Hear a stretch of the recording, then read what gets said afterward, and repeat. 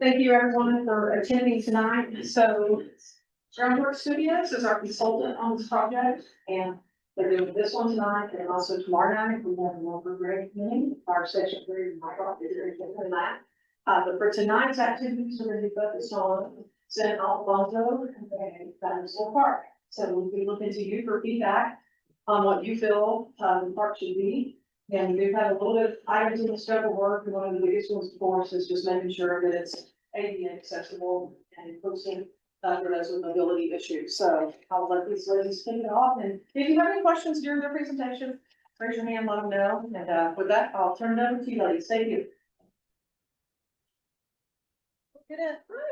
We're gonna use some microphones so that the people online can hear, because sometimes it's pretty quiet. Sure. Sorry. Hello. My name is Louise Janney, and I'm a landscape architect with Groundwork Studio. And this is Louise Sakars. Got a couple of Louises tonight. Some of them call me Belle, just to keep things sorted out. Anyway, we're very pleased to present to you some initial information about the park. We just brought some boards with pictures and an inventory of what's on site right now. And so we really want to get your information through comments, as well as leaving sticky notes or red. No. Green? Yes, we like it. To begin, I just want to kind of go through a little bit about how our design process works and how we'll be working with you closely on the development of the park. So we start off, this is where we're at, looking at pictures, looking at ideas, talking about opportunities and constraints, desires, and what's possible. After that process, we'll take that information and we'll then take it into a conceptual design diagram. And we'll develop 3 different concepts with those diagrams to test out these different ideas, how those could work out on the site. And then we'll be coming back to you with ideas in plan view and 3D view on what we've come up with, so that you can give us feedback on how those concepts are resonating with you and meeting your needs and the communities. From that point, we will take that preferred concept and we will render it with more detail. What the materials look like, what the equipment looks like, all of the different wonderful features that will be added. That can turn into a very lovely rendering like you've seen here. And then from that point on, we go to construction documents, where we'll have the opportunity to put the project out to bid and get it constructed. So with that, I'm going to turn things over to Louise, and she's going to talk to you about her design process. Question. Roughly, is I'm assuming the county asked them to do. Absolutely. Okay, so then why? And what's the minimum number of changes that need to be made? I might be handing that over to you guys. And make sure that if we have comments, they use the microphone as well. So the question was, A, I assume that the county has contracted you guys to make changes to the park. And the answer was yes. And then the second question is, what are the minimum number of changes that need to be made? Because clearly they want you to make some changes. So what would be the minimum? I'm not opposed to changes. I'm just curious what the minimum standard is for what they're trying to get out of this. Okay, so I can answer that question. So we don't have any preconceived ideas of what you guys and gals would like to see at the park. So this is why we're having the community engagement meetings. So we're turning to you to ask you what you feel needs to be in this footprint of the park. So it will be in the existing landscape. It will just need to be something that is ADA accessible and really helps with folks with mobility issues. So that's really one of the biggest purposes of this project. So we're turning to you to talk to you about play elements, what you see at the park. Do you want to keep the dinosaur theme? So all of the things that go along with that, that's the community engagement piece. We want you to drive that for us. You're welcome. Anybody else have a question before we start back up? Thank you. There are some issues on site that we definitely need to address. Some of the concrete is splitting and lifting. And so we need to make sure that the surfaces are, when we say ADA, they need to be ramps and they need to be smooth. And if there is significant grade changes, there might be some railings. We also want to make sure that there's safety issues are addressed. And, any kind of inventory about the existing plant material. And of course, we want to address any issues that you might want us to focus on as we develop the project. Thank you. Can we have the next slide, please? So as we're looking into the existing conditions of the site, we would also like to acknowledge how this park came to be and the involvement of the community, because we got an email and it told the story of Patrick Soren. Is it? Okay. Yes, so there have been amazing contributions made which created the dinosaur theme, the Jurassic Park theme. And we are trying to get these stories from you so that it helps design, helps redevelop this. And in the renovation, we can acknowledge all these pieces. So let's take a look at the existing context that we have here. Here's the playground. You see the map here, in the crossroad between Barranca and San Ildefonso. Ildefonso? Am I saying it right? These are some of the things. First, we notice the signage, the access from two different roads, how the fencing is. We have a signage on the side. The first one, number one, takes a look at the entry from Barranca Road. So the dots will point out at the map and the pictures show what it looks like.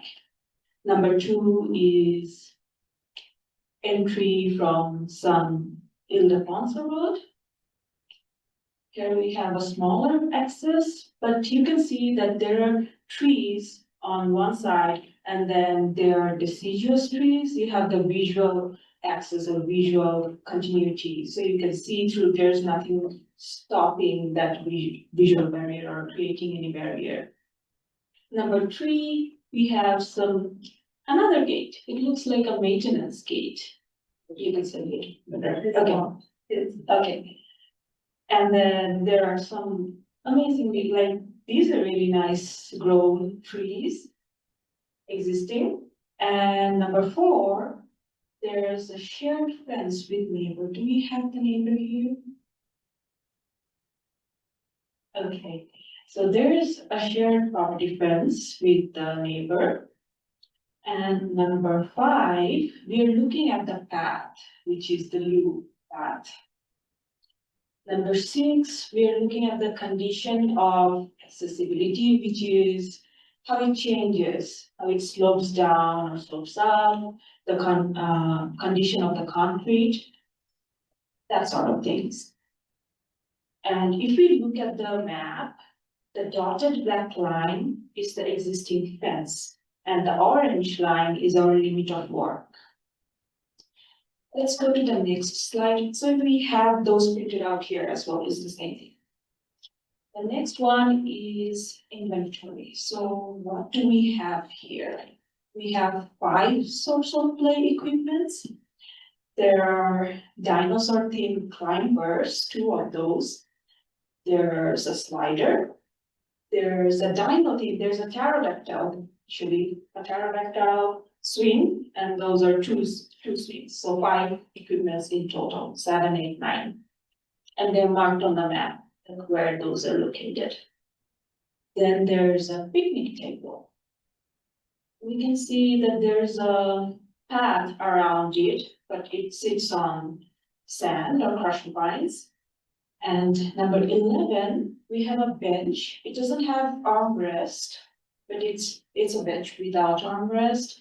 And then there's also a little bit of pavement around it. Number 12, there's a pet station that is outside the fence. So the pedestrian road that goes on, if we can point to the number 13, 12, 13, is over there, yeah. Okay, so that's the pet station, and number 12 is actually the trash receptacle. I missed out.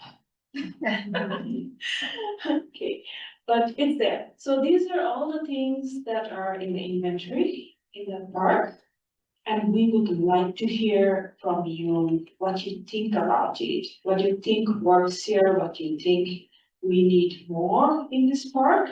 So that's why we did an inventory showing you the conditions, how it exists right now. On the next slide, this will be interactive. So this is where we want input from you. We want your knowledge, how it's been used. What are the strengths? What do we like about this park? It can be anything. I'm just throwing out examples. That it can be the pathway, maybe we like the path, maybe we like the theme, maybe we like the trees. So what do we like? And then we have weakness. We'll talk about what do we not like that exists here. Or maybe needs improvement, because once things are done in 20 years, 25 years, things change and we need to upgrade those. Different safety protocols change and we have new materials, new equipment, everything. So what do we want to be changed or upgraded? Next is the opportunity. What do we want to see here? And threats. What is something that we see in most other playgrounds or other parks maybe that we might not like to see here? So we steer clear from designing those or placing those into the design. So this is where we just want to hear your input and we are here to listen. That's why it's a listening session. And the stage is open. Actually, I'd like to just mention that the neighbor, next to that park is online. okay. Yes, we would definitely like to hear from you. Would anybody want to comment?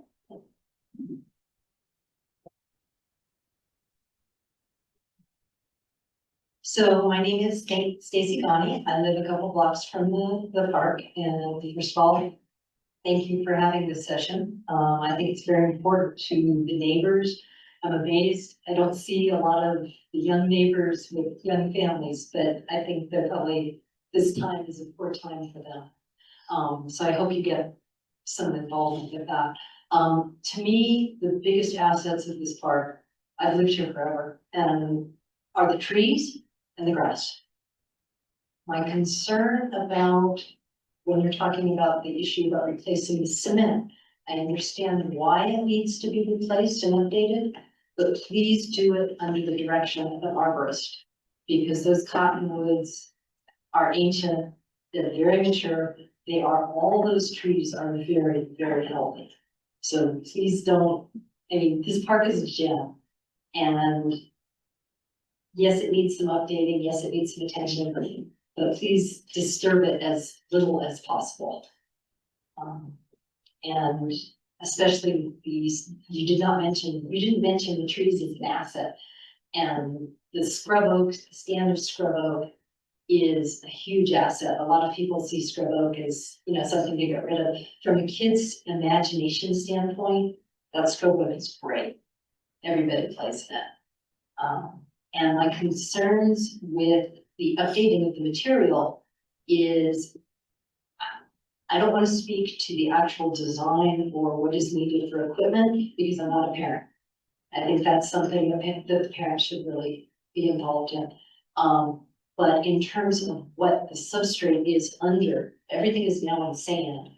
And what would be really awful is if it went to AstroTurf or the cement with the thick rubber pads or the recycled rubber mulch. I mean, that is not what this park is about. And the trees, I mean, people have seen them, they were decorated for the holidays. They, in the fall, the maples, whoever thought to put those maples in was brilliant. I mean, it really is just a spectacular place. And I'll stop with that.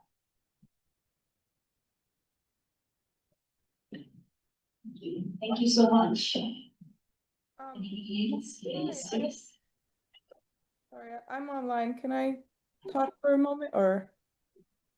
Thank you. My name is Jack Kennison, and I also want to thank you for having this and opening it up to the community to have their input. So my input is, my kids grew up with that park, and it is an absolute gem. So the equipment, and, there seems about maybe upgrades, but the theme of the park is something I really hope is preserved. I mean, it's a landmark. There's Dinosaur Park, and to just say, well, we've got to put new equipment, and this is safer for these kids or that. You know, there've been kids playing in that for a long time, and I think safety is, I've never heard of, anything. I think it's just wonderful equipment, imagination that think of kids that, are fascinated by dinosaurs. I mean, it means a lot to the community to keep that theme. And it makes me think of places in our extended community to White Rock. There was Rocket Park. There is no more Rocket. It was too dangerous. So whatever, it's gone, and it was, something kids loved, but there wasn't any attempt to really try to keep the theme. So I really hope that the dinosaur theme, if they find, if there's any pieces of equipment that have been designated as dangerous or need to be replaced, that if there are things that are really considered a problem, that the theme is continued, that new pieces of equipment continue to have this dinosaur theme, and it's not just lost and, well, we've got to have this upgraded equipment that you can see in any other private room. So that's my input is, it's still my kids and now grandkids coming up, and we hope to get a little bit grown and can enjoy the park. That's going to be a wonderful place to share in the future. So I hope that's an important aspect of it. And the importance of the education also is really critical. That, for everybody, we need our parks, we need our trees. We need the oxygen. So we want to keep all the beautiful trees and not have redoing and destroying the roots and everything you said. Thank you. I think we'll be able to show you a lot of options with the dinosaur theme that gives you a little more, there's just more play value in some of the equipment that has been designed now. But that theme is very prevalent in a lot of the equipment that's available now.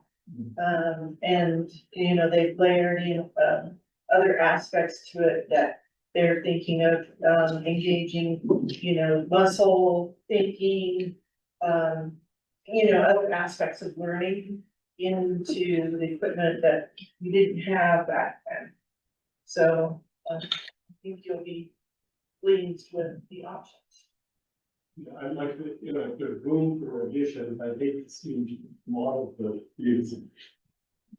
So the additions, I think, there's wonderful new ideas for children's play. But I hate to see a lot of the history be lost because, we don't want that dinosaur anymore. as many of the pieces that, unless there's something that's really problematic, is to keep, and if there's some addition to it, that would be. So what is there has a wonderful history, and if there's room to try to add into that, would be fine. And I think instead of, well, we've got to take all these pieces out, and we've got new and better dinosaurs to put in now, and not keep some of the history. Either. It's wonderful you say that, because when I first put this thing together, all the funds I could raise were $8,000. So that's what was spent there for the dinosaurs and the cement. So maybe sometimes the money constraint is, thank you, I appreciate that.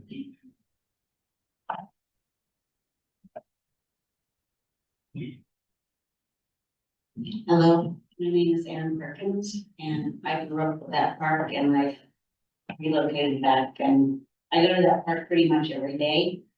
So I'll tell you what I like, and I'll tell you what I've observed. So what I like absolutely is the trees and the grass. Top priorities, trees and the grass. So I echo what Stacy said, you have to have an arborist, can't be destroying those roots and killing those trees. There aren't hardly any parks around in Los Alamos County that have the trees and the grass like that. And I mean, you can search, there's Urban Park, there's some, but not quite the same. East Park, not really. A lot of those trees aren't really, there's one section that has it. There's a tot lot up by the water tower at the school, and it doesn't have any shade. And so actually, I'm thinking the park is pretty good as is. What maybe really needs work is actually the tot lot up at the school, because there's no shade. And there's not the baby swings that there are at this park. So the baby swings are used a lot. Wasn't a picture of the baby swings. Those are used a lot. The kids really love the dinosaurs. They climb all over them. They love them. That I would say is their number one attraction, which as an adult, I would not have thought that, but it is. The slide is very important. The kids all love the slide, and the scrub oak, for playing and exploring and pretending they're on an adventure is very important too. So I actually like this park very, very much. I agree the concrete is maybe coming up a little bit, but that's because it looks to me like the concrete was moved and changed like in the middle, and it was never really put in well with the concrete that was already there that actually had the dinosaur footprints in, because you can tell the new concrete that was poured doesn't have the dinosaur footprints. So, so that's something to be thinking of. The dinosaur footprints would be nice in the concrete. I really like those. I think the kids like those. What is problematic about the park is it's on what they call Dead Man's Curve, I guess. That curve right there in the front is dangerous. There's been a lot of accidents there. So it would be nice to potentially have a closing gate there. And maybe a closing gate on the other side, but there are two entrances, but definitely a gate at that side would be nice for the kids and for anybody who has a dog or something in there. That would be nice, because that's a little bit of a safety issue. There are two curb cutouts that show for accessibility. So you already have that covered. And that's on the side where I think it needs to be on the side, because again, a safety issue if someone's coming by car with a wheelchair or a walker or whatever, that there's curb cuts there. There's no curb. There's no curb cut here. There's a curb cut on Rendia Road. There's two curb cuts on Rendia Road, yeah. There's not a curb cut on the. Here and here, here and here, yeah. Oh, I'm sorry. I was gonna have that. I'm standing in front of you. Yeah, Yeah. yes, yes. Yeah. Yes. But I don't think you could do a curb cut in front of the other opening because that curb is just too dangerous and there's no crosswalk there. And people speed like crazy around there. So, So here's our area of concern, right? yes, yes. Okay. And so there, a gate on that side would be nice, but I really like the park as is. Again, I'm not a safety expert, so maybe there's some issues I don't know about, but I like the park as is and everybody I know likes it. And I do know a lot of people who come either from this elementary school area or way past the elementary school to come to this park. Because as I said, there's not good shade and there's not the baby swings and stuff at the top lot. Up by the swimming pool. We're hoping that everybody will fill out the survey. We have an online survey with a lot more questions that will allow you to give us more in-depth feedback. How many times a day or a week you use the park, how far you come, how you get there, all of that data would be great to have. Can you double check the website? Because I cannot find it today. I looked for it. All I could find was the brand name. Yeah, we do have somebody online that would like to make comment too. Okay, yes. If we can get to them is, I don't know. We have a slide, so you could take a picture of the code and that will take you right to the survey. We'll get it to them after this. But we'll get that out to everybody. Ms. Whitaker, did you have a comment? Hi, yeah, can you hear me? I can hear you. Oh, great. I just wanted to say I agree about keeping the scrub oak. And I like in your site analysis, that you've pointed out there's an unused area that you could extend, sort of nature play. So it would be really nice to see that area, improved maybe with, something else that the kids can use to explore. I grew up here and I used to use this park when I was a kid, and I have young kids now, so it would be nice to see the dinosaur theme stay. I think a lot of the kids really enjoy that as well. I would like to say that a lot of times people bring their dogs to this park. And it's not really a dog park, and I live nearby and I have a very reactive dog. So oftentimes people will let their dog off leash in the park, and then I've had multiple times where the dog will run across the road at me and my dog. So if, dogs are going to be allowed in this park, it'd be nice if the fence could be closed off, because currently it can't. And it is dangerous to have dogs just running across the street. Or if dogs are not going to be allowed, then some signage stating that. But either way, some kind of way to control that would be a nice addition. And again, we're talking about the same kind of safety area, and this is where the doggy station is as well. So you're thinking maybe a way to have a gate there to control coming and going. Yes, because I've had multiple times where dogs would run from the access on San Ildefonso Road and cross the street. So just something where it could be closed off would be nice. Okay, noted. Did you have anything else? No, thank you. Thank you.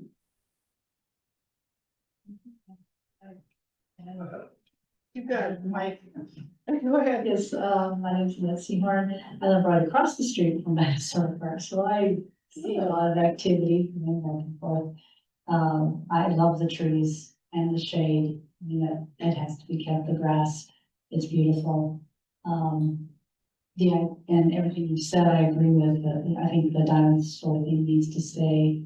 And I was disappointed when they replaced that concrete, but they didn't replace the prints, dinosaur prints throughout, because they replaced that a few years ago. And they didn't replace the prints, and I thought that was kind of just a nice touch and really exciting for kids to see. In terms of dogs, I think, well, I understand the need for a gate, especially with kids.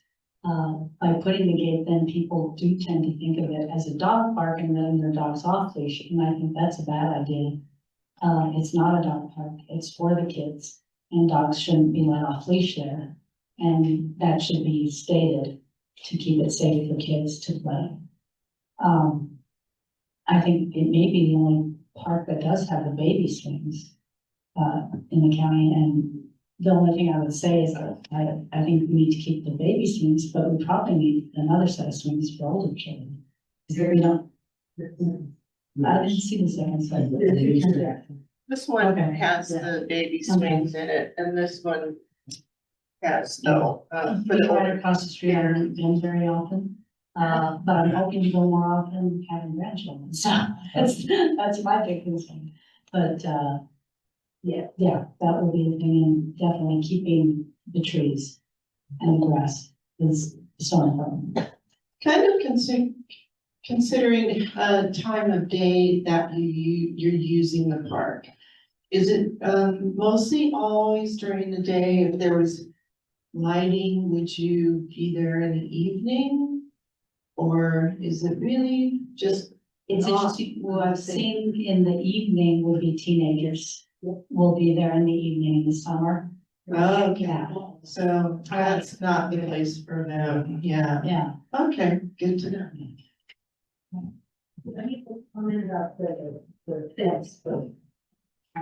So everybody's bringing up the gates. One of the issues, just to keep in mind for the gates, is that the deer go in the park. If they're solid gated, they can't get in and out without jumping. Inevitably, the young ones jump and somebody breaks a leg. So it is something to keep in mind, with the fencing. Have you seen them, like where they come in? Is it through the Scrub Oak area? They come in through the entrances. And they put them up. Yes. From here? From here? No, they come in through the opening. Some jumping, some. Right across the street, Yeah. just like everybody else. Just like everything. Yes. Don't walk it. They can't reach. Extended family. Okay, and we like the deer.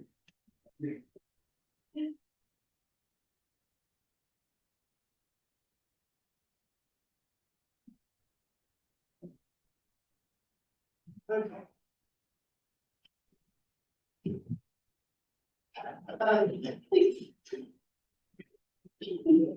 So in terms of additional equipment, I've never seen the park so crowded that people can't play. What we do need is more tables. That's the one thing that, there's only one table there, so that means that one group can use it, or if two want to share. But sometimes there's several groups in large groups. So a second or even a third table would be really nice in terms of usability and functionality of the park for multiple groups.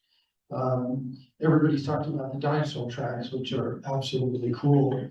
And I think you have a real opportunity here. I mean, I have no idea how expensive it is, or how much concrete you're going to do, but you have a tremendous opportunity here to put multiple kinds of tracks. Because you look at the little kids, they would love to walk around and go, oh, hey, no, that changes. That's a big dinosaur. That's a little dinosaur. So if you can put in the tracks, and if you can put in multiple types of tracks, it would be huge for kids, kind of an exploration type of thing. And of course, the trees and the grass, I should say. So if we added in other opportunities within the park for the kids to learn about dinosaurs and, Absolutely. I mean, you could even have little placards. Right. Informational about dinosaurs and what kind of tracks they're looking at, or what play equipment represents. Yeah, like what eras they're from, Exactly. yeah, enhance that theme. Did you like to say more of the? Or, Well, thank you. This was an effort that was started in 1997. We wanted to redo all of the tot lots, we call them, in Los Alamos. I call them the community jewels. I don't think there's any other communities around that have this kind of asset. So this was our first park that we started at. So all that cement you see in there was put in there in 1997. So it's served a useful purpose, I think. There was some other equipment in there, but I think they've gotten legs and walked off. I was gonna have a dinosaur put in the scrub oak in the back there. But the guy, I don't know if you come off of the, when you go off to the freeway, down in Santa Fe, there used to be a nice farm down there.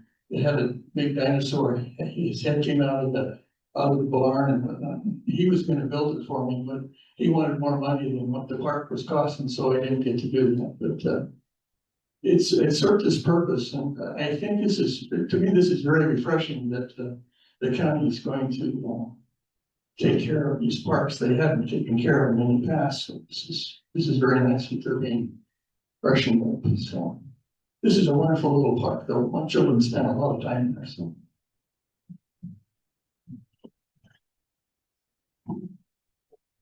Evening, my name is Bob Griffiths. My wife and I live to the east of the dinosaur park. For those who live in the neighborhood, you know, the white utility building there, we're right across the dirt road from there.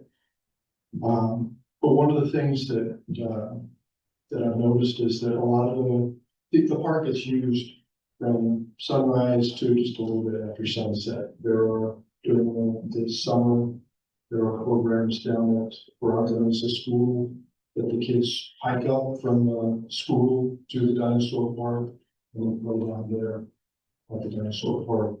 The things that we really liked when our grandkids were playing there. Beyond lived here in Los Alamos long enough to have our kids play there, with the grandkids have played there since they were 2, and they're 21 now.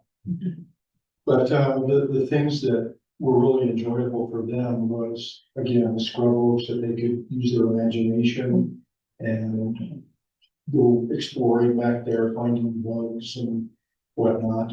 But the big sandy area is of particular interest to me. It gives the kids an opportunity to play with their trucks, to dig holes, to do all the things that little kids love to do.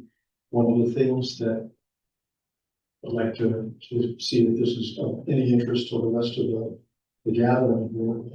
There seems to be a shortage of things for the real littles to play on. There are baby swings, and there's the slide. If you've been to the park, you know the steps getting up to the slide are pretty far apart for a child that's only 2 or 3 years old. So perhaps adding something or revising something that would be bring some enjoyment, some joy to the really littles, the 2, 3, 4-year-old age group. For the 8, 9, 10 and above, there's lots of stuff for them to do between the slides of swings. People really enjoy sitting there in the summertime at the picnic table, at the bench, on the other side in the shade. We enjoy sitting at the picnic table and looking at the deer laying in the shade on the other side behind the bench. There were some really good bucks on there. But those are the suggestions that I want to have. I think Vicky had one other thing. this is third access, because in that portal of Maggie's Rubble. Okay, from the national forest, there is a gate there, and, yeah. No, it's on the other side, the other corner, down. Yeah, south. No. So, right there. So the people that live, that's sharing a fence, that's literally the that part of their back fence is, there's a gate there that says it as well. So it's close. So it's here? Yes. You see a lot of problem children in there? Our grandkids were in until they were 12, 13, 14 years old. There we are.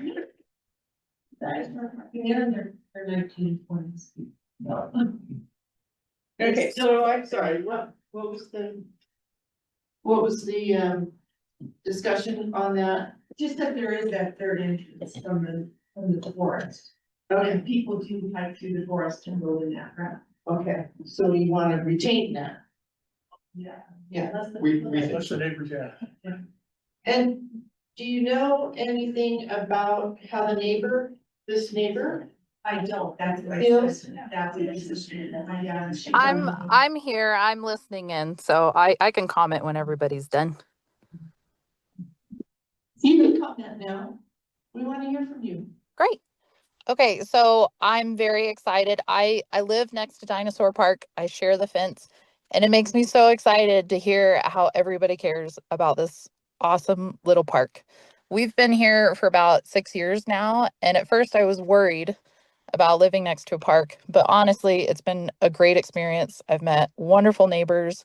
I've learned a lot of the pros and cons of this little park. But yes, there is a little back gate that goes into the woods. I think it's my utility area. I think it's my property, but technically not. I'm not sure. But some of the things that everybody's been commenting on is trees and grass, which should be top priority. I know there are some trees like on my side sharing the fence, they're struggling. And I know you guys have probably cut down, I think I've seen 2 that have been cut down kind of near the bench area. So I don't know if those trees are struggling. So whoever mentioned getting the arborist out, 100%, we need to save those trees. The back area, the bushel of trees, you know, the bunch next to the back of the forest, that's a gold mine back there where kids can build, they can play, everything. Just keep all the trees and the bushes. My suggestion, as a neighbor said before, this road is ridiculously dangerous. I don't let my kids walk out front. We use the back gate, as you know, some people do, or the side gate. I understand not wanting to add gates because we don't want people to leave their dogs or their kids. My suggestion is to add just one gate near the busy road. So that way, at least, you know, the toddlers who are playing, they can't get out if the parent, you know, is distracted. I understand about the deer as well. I have seen most of the deer jump it. The babies, they kind of struggle. So that back gate by the forest, I have opened it for them to let them out. They are gracious, a little scared, but gracious. Other things, the slide is okay. It's in good condition. I do think stick with the middle because the extra area that you guys have kind of blotted out for extra area, that is also grass. That is a good place to play soccer.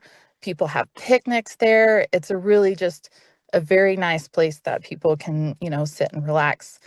I agree about adding more tables and some shade. I do think maybe a structure just in the middle and definitely keeping the swings. I've seen teenagers, I've seen older kids, they use the swings near the back, and you know, babies use those baby swings all the time. So I would highly suggest keeping those. The concrete does need work. I think the tracks, the dinosaur tracks are very cute and we should keep them. The most thing I've seen with the concrete is that kids ride their bikes or their plasma cars down them. It's a bumpy ride, but they have a blast doing it. The sand, I'm kind of, you know, I'm back and forth. Whatever is more important with the trees, just because I joked to call it ant park because we have a crazy amount of ants during the summer and they're just little black ants, so it's not too bad. But whatever saves the trees, keep the grass, you know, keep the sand, it's all good. But yeah, no, my suggestion is definitely trees, grass, maybe one gate for the busy street, add more seating. You know, if we could add more trees, that would be great. I feel like a lot of the trees along the fence on my side and your side are kind of fighting for the same resources. You know, mine are struggling as well. And if we could add more, that'd be great. If not, I understand. I don't know if I would add lights because like you said, I've had teenagers, I don't know, in the summer, especially midnight, 1 a.m., they're yelling out cuss words. I get it. It's a small town. Everybody's got to have fun. It's better that they're not doing drugs. I don't mind that. But yeah, I would definitely probably not add lights just to kind of avoid the late night activity. But no, I've had a great time living next to this park. I don't mind that back gate. People walk through it. I've met a lot of people back there. It's been a really fun opportunity. But upgrading the equipment would probably be great.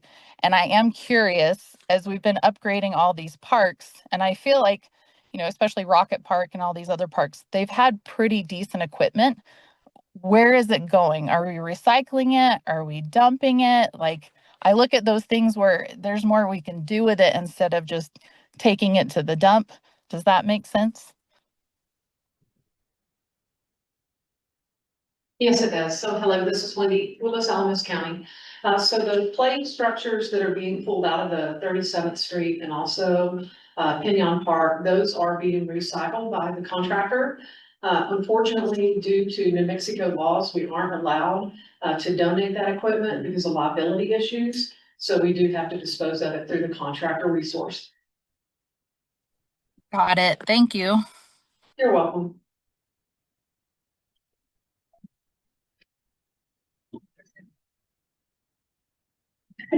Sorry, I seem to be saying a lot of things. Since, she just brought up the issue about the other parks, I will also bring up the issue about the other parks, the park that's not fun, and that means the park is gonna be closed. Some of the county projects have gone on for a really long time. There are a lot of projects, both large and small, for the parks, playlots, and playgrounds. And it would be a real shame to have yet another park closed for a really long time. I know things come up, I know things happen. We look at the skating rink and it's like, okay, it was right on track and now all of a sudden it's hit a snag. It would be really nice for this, we always hope to go smoothly, but in the spirit of less you do, maybe the sooner will actually happen and things won't be closed as long as some of the other ones.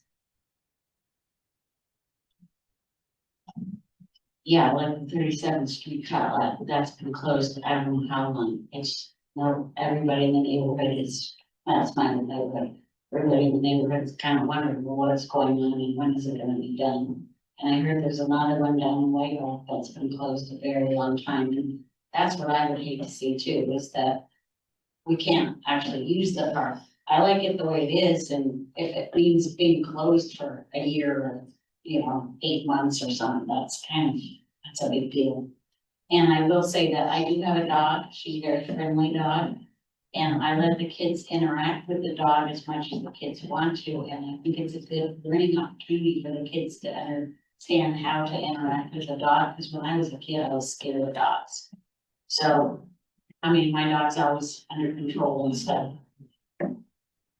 So I just wanted to put that in. So, and she's a black dog, so the shade is very important. When we're taking her long walks, we stop there and we lay in the shade for a while until we both cool off and then we continue on.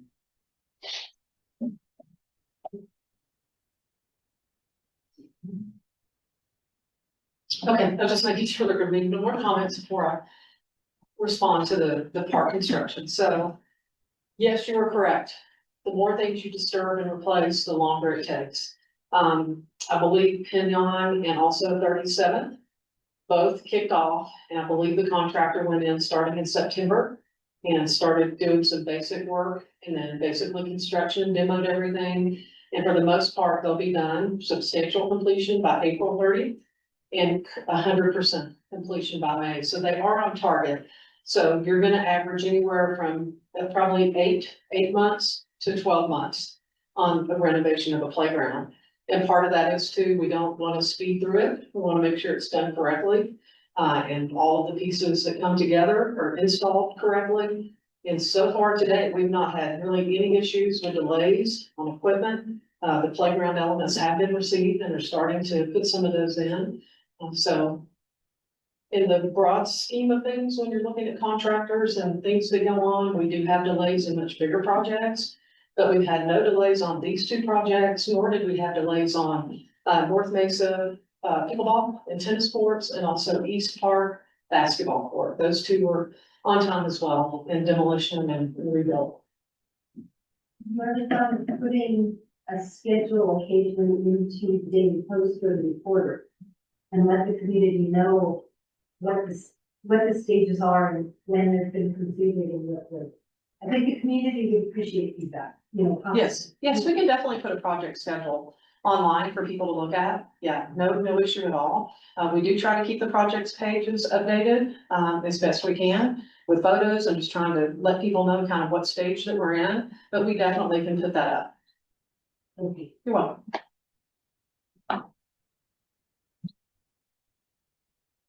Given the design process that Louise was discussing earlier, at what stage in that would a construction schedule or implementation schedule be developed? Would that Once we happen have- For conceptual design, has the detail added, or would it be a preliminary schedule at the time that the three conceptual designs are developed? When would that happen? So we have, two kind of phases of this. One is a design phase and a schedule that we have with the county to get to a final approved design. And the construction drawings are typically 6 to 8 weeks after that final approval. And then it goes out to bid. And that schedule would have to be generated with the construction company that is taking on the project. So, so there's two different schedules that we're working with. And I'm sure the county can share our design process schedule, because we have that in place. And then once that's gone out to bid, that's when your timeline starts for the actual construction, demoing and heavy. And just to clarify for myself, at that point, the final design has been prepared, it's out for bid. Correct. If there's an 8 to 12 month construction schedule, you don't know about it until after the design documents have gone out for bid. Is there a way that a preliminary estimated conceptual, pre-phase 2 schedule can be put together by yourself, by the county, by somebody other than the construction contractor to say, yeah, this is based on other projects that we have going on in town. This is gonna take a year, or this is gonna take 3 months. Because that would have some influence, at least for me, on which conceptual design I might throw my support behind. If it's gonna be a design that's gonna take a year to implement, that's not something that I'm really in favor of.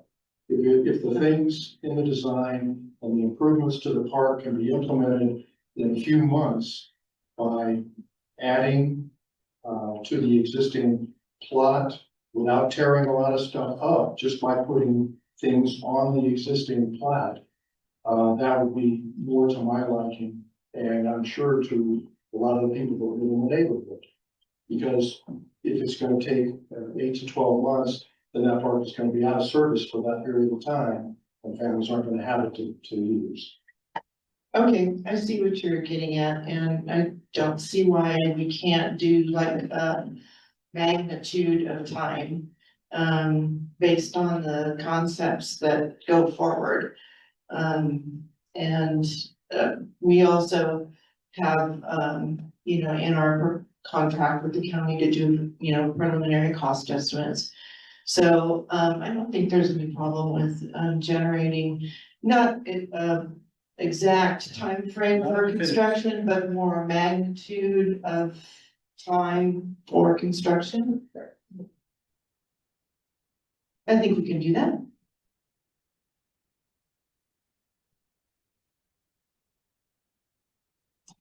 One thing I just wanted to kind of make people aware of is that the standards for parks, surfaces, equipment, all the accoutrement they've evolved quite a bit since this park was initially put together. And the county has some responsibility to comply with those codes and standards. So part of our evaluation will be of, the safety and, viability of the existing equipment. As I'm hearing you, a lot of you say, you'd like to keep that, a lot of that equipment.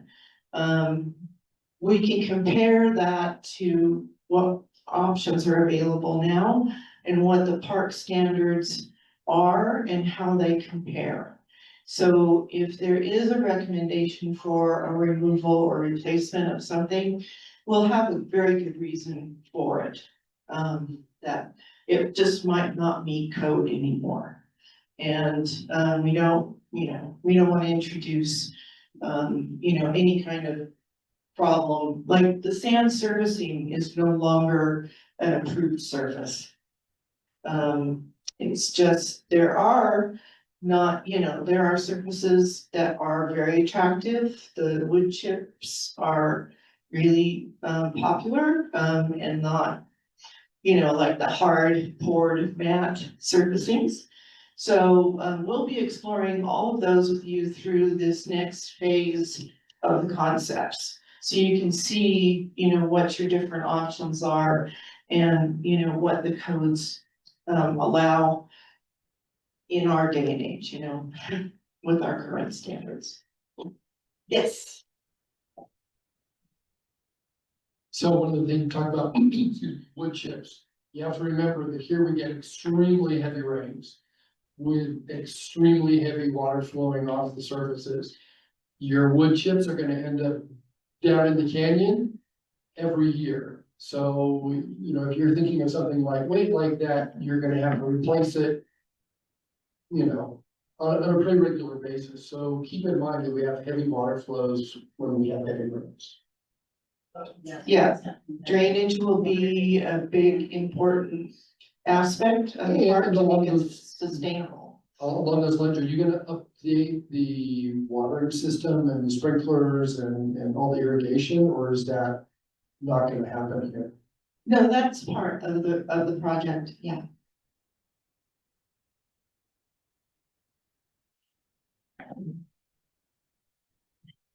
My guess is most of those trees are being watered from the spray irrigation for the grass. And, now we know that the best way to do irrigating trees is with a deep root soak systems. So that does improve, the sort of surfacing where the tree roots get very shallow. And the grass isn't as usable in those areas.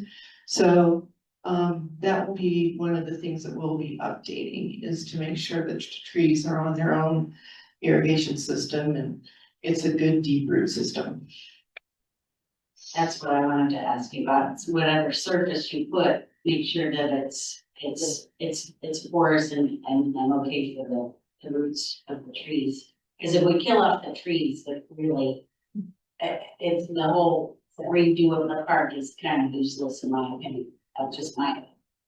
Yeah, and we've learned in xeriscape practices that retiring lawn can be really great water saver, but it has often impacted our trees to the detriment of their health. And so now we understand we've got to replace that water and we've got to do it correctly and consistently. So, we'll be addressing that. And I do believe that the watering system is only alongside the road. There's no watering system alongside the shared fence of my house, except maybe at the top by the big curve. But the trees along my side of the fence, they don't have a watering system. And they don't have a watering system down along my backyard and on that side. It's just kind of dead grass at that point. So I don't know if they're going to fix that. I'm assuming the trees in the back near the woods, I believe they get some watering from the side of the road, but I'm not sure if that's fully what's giving them water.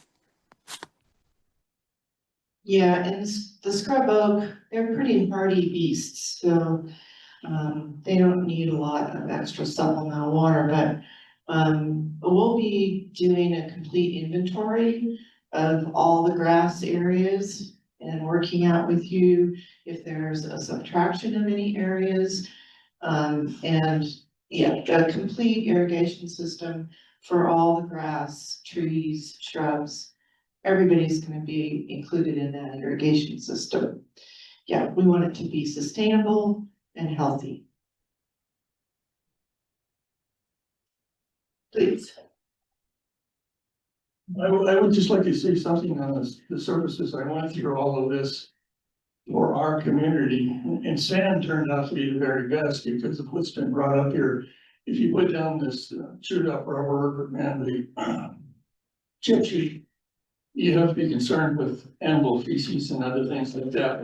And with sand, you don't have that problem. There's a lot of other issues with some of these others. They're nice for landing, but they aren't sustainable. I don't think in the long run they're safe as sand.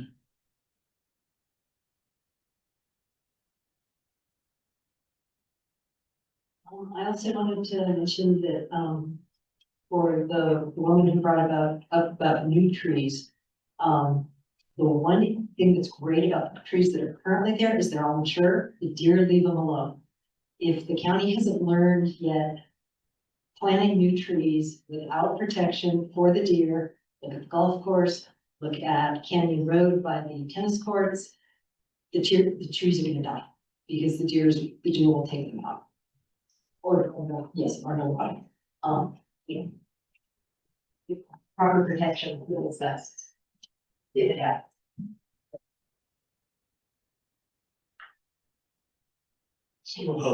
This expanded to other parks.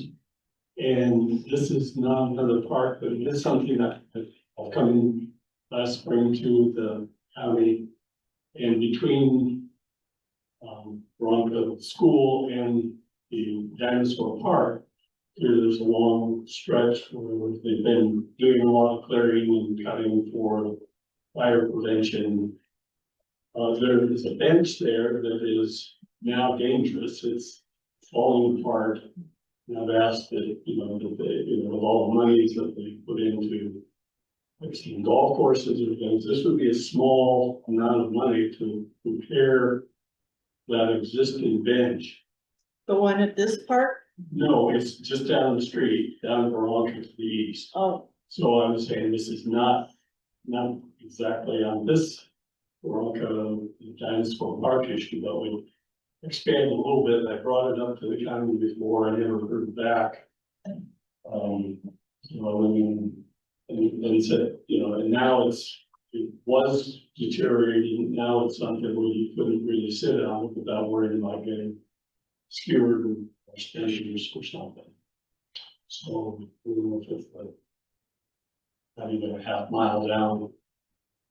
We're on the no, you can't sit on it anymore. It used to be a sturdy, I remember playing on it and a nice little resting spot in a long section. So it's off topic, but I have brought it up and it's in the vicinity.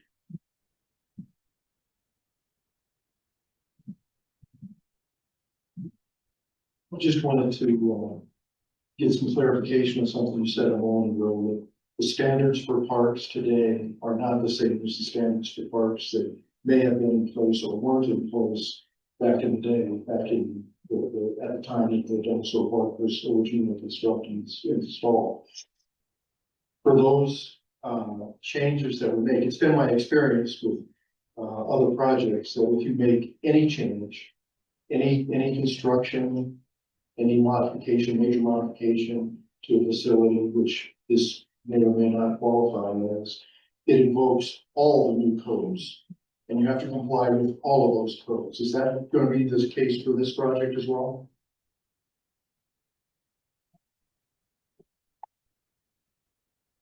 I think we're going to have to evaluate it.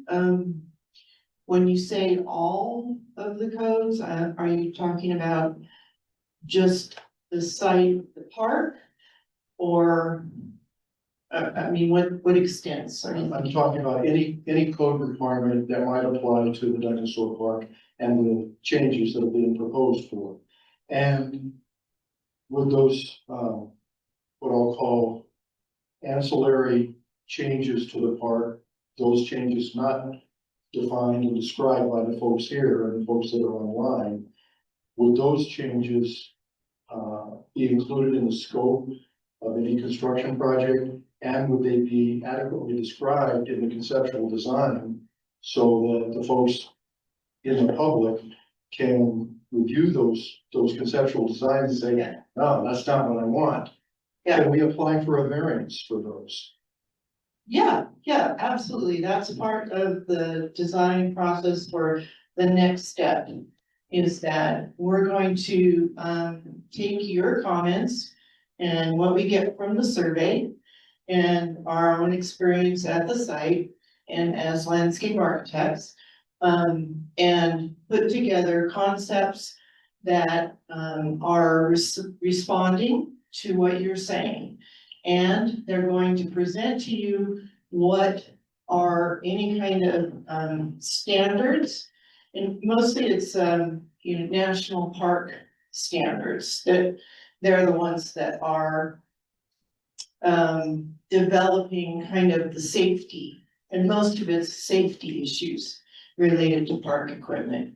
The other standards that we have to address are the ADA, and those we must address. An engineering firm has been out to the park, they've written a report, and we've got that in our hands.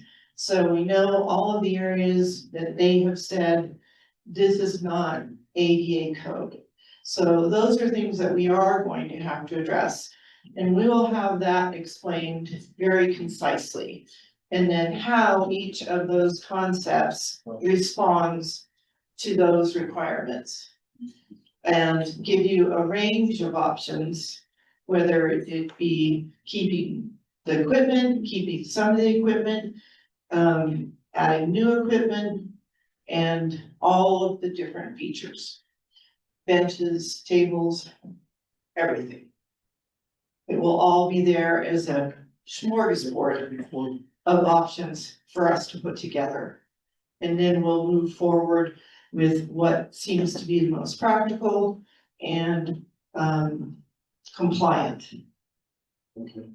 And the basis for my question is, I've read the ADA audit and transition plan.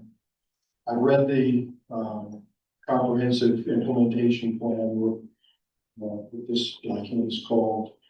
The ADA audit and transition plan, those changes are absolutely required by the Americans with Disabilities Act. Any other changes that we make to the park that would involve other code requirements are strictly optional or at our discretion, whether we do anything with the park or not. If we touch the park and change out a piece of equipment, does that involve, my question, this is just rhetorical for now, so that you can address it in your conceptual designs. But if we change a piece of equipment, what other code requirements, what's the trickle down effect there? Okay. What do the national park requirements say you now have to do because you're changing that piece of equipment? And if we did not change that piece of equipment, would those requirements still be invoked? Or because we didn't change the park structure, would we be outside the scope of having to make those other changes as well? Okay, we will definitely put that on the platter for something we evaluate carefully. And we know the consequences of making any changes. And usually what triggers some kind of an obsolescence on a piece of equipment is as a safety issue.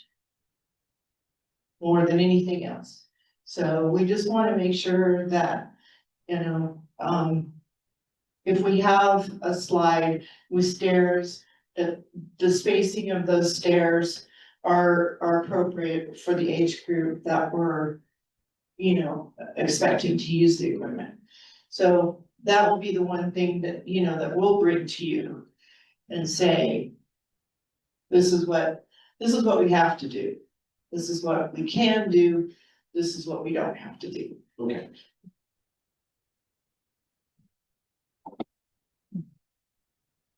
Wendy, this is a question for you. Can you and would you please put an article, especially with a link to the survey, in the reporter at the Post?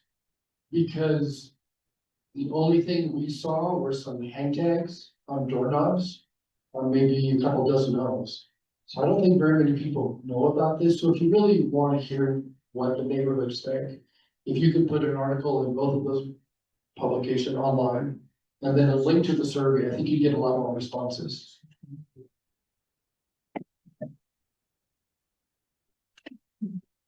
Quick question, when you're talking about the bench, does the county still do the, memorial benches? We did them for a while, and then I think there were too many to be done, sure. Okay, so I can answer both of those. So yes, we will run something in addition. We did already have an article go out. It did not have the survey link, I don't believe, but we did have something about tonight's meeting. And I believe we hung about 250 door hangers because I was one of the staff that was out there hanging them. And I tell you, I got about 12,000 steps in, so it was a good workout. So I enjoyed that.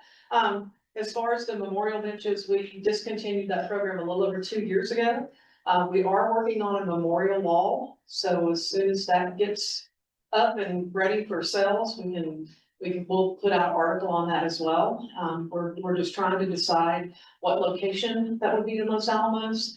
With the cemetery master plan that was just approved last year by council, we do have a memorial wall on that, but that's not until phase 2. So we'd be looking like 2.5 years out. So we are gonna create something, that will supplement that until we get that one going in the cemetery as well. I was just willing to pitch in for a new bench. Just a bench, okay. Well, yeah, we can definitely do benches out there. That's no issue at all. I'm sorry. No, I mean to replace the bench. Yes, yes, and that's something we'll be looking at through the process as well. So I would expect new type benches to be put out. So definitely, earmark what type you're interested in because it's the new 2 playgrounds that we're renovating right now. We got a lot of different feedback on people wanting on with either armrest or no armrest, a back to it, or just plain benches with no back, no armrest. So it's really kind of all over the place. So let us know as we go through the process what your preference is. And were you talking about memorial benches? Are we talking about Tuesday? Yes, I was thinking memorial bench for his bench. Okay, gotcha. So I'm gonna go look tomorrow at what, I had him show me where that's at, so we can go look. I promise this will be my last comment. This is to just give a little history to the tot lot. The tot lot existed a long time before the dinosaur park. When the first phase for Bronca was opened, that intersection between Bronca Road and San Ildefonso was a 4-way stop. Picture that. They opened the second, there wasn't a tot lot. They opened the second phase. They took one lot that was on the top of the San Jose National Forest and turned that into the tot lot. It was wonderful. We all used it. And then it became the dinosaur park as we know. That's my short version. Thank you. But it's been here a long time. Yes. And if I could just clarify, I'm sorry, I'm going against the old rule. Just clarify when you guys, maybe for you guys, when you mentioned Rendia Road, you're talking San Ildefonso. Correct? Yes. Okay, I know that, I just want to make sure that they're, when you said Rendia, Yeah. it's, they mean San Ildefonso because it runs down into Rendia.